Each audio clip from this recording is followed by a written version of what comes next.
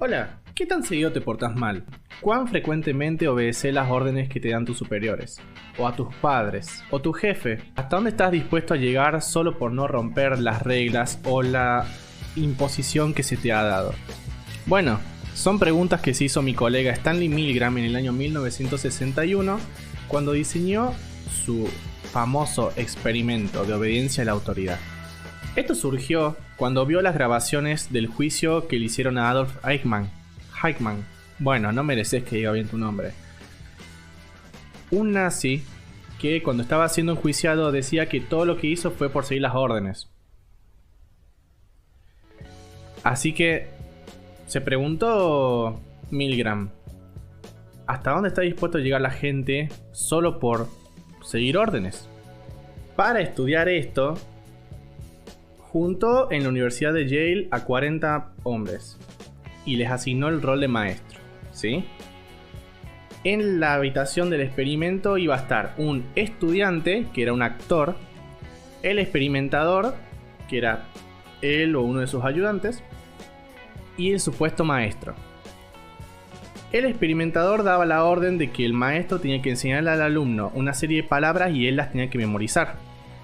Cada vez que se equivoque, tenía que darle una descarga eléctrica y cada equivocación aumentaba la descarga eléctrica. Entre 15 voltios y 450. Incluso había etiquetas como leve descarga, peligroso, mortal, triple X, calavera.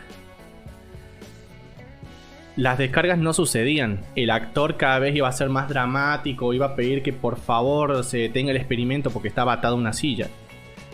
Y si el maestro preguntaba al experimentador si se podía detener el experimentador siempre le iba a contestar: tenemos que continuar. No puede detenerse el experimento. Es hasta que yo le diga. Cosas así. Cuestión que de esas 40 personas, 26 llegaron al voltio máximo. Cuando ya el alumno no respondía, se hacía el muerto. Las otras 14 se resistieron a continuar y no llegaron a los 300 voltios. Número preocupante. De esto Milgram sacó varias conclusiones.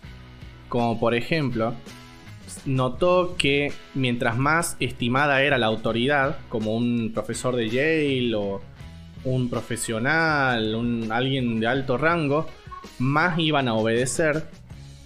Otra es que mientras más cercana fuera la víctima, menos iban a obedecer. Y también que había un factor en el que las personas estaban dispuestas a continuar obedeciendo porque relegaban su responsabilidad a la autoridad. Decían lo mismo que dijo Eichmann, solo seguía las órdenes. Incluso después del experimento había gente que trataba de racionalizar lo que hizo, diciendo que pensaban que el experimento era un aporte a la humanidad, o que no pensaban realmente que le fuese a pasar algo malo si hacían caso, le digo al estudiante. Así que bueno, luego de este experimento Milgram hizo muchas variaciones para sacar estas conclusiones, pero los números daban similar. Y para horror de él y de la gente de la época, salió esa conclusión de que la gente tenía una fuerte obediencia a la autoridad si se cumplían estas condiciones. Una lejanía de la víctima, estima con respecto a la autoridad o la importancia que se le daba, y que se relegaba la responsabilidad a él. Es como ahí es donde se encontraba el límite con la ética de uno mismo. Pero bueno, con los años el experimento fue revisado muchas veces, repetido. En algunas ocasiones daban números similares, pero también se pueden cuestionar cómo fue hecho el experimento, porque sometió a un estrés muy grande a las personas que estaban en el rol de maestros. Se mordían las uñas, transpiraban, y algunos llegaron a pensar que realmente habían hecho un daño importante a una persona. También que con el tiempo la cultura y las circunstancias van cambiando. Es más, las circunstancias siempre van a ser diferentes, entonces habría que analizarlo en contexto. Pero más allá de las críticas que se le puedan hacer, a mí me parece que lo valioso que sacó Milgram, o que podemos sacar de este experimento, es que se haya hecho la pregunta: ¿hasta dónde estás dispuesto a llegar para obedecer órdenes?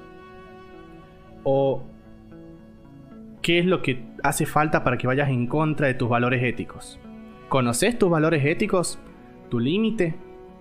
¿Qué pasa si surge una guerra entre tu país y otro y tenés que ir? ¿Qué pasa si surge un régimen dictatorial? Que de paso miren mi video sobre los dictadores, está buenísimo.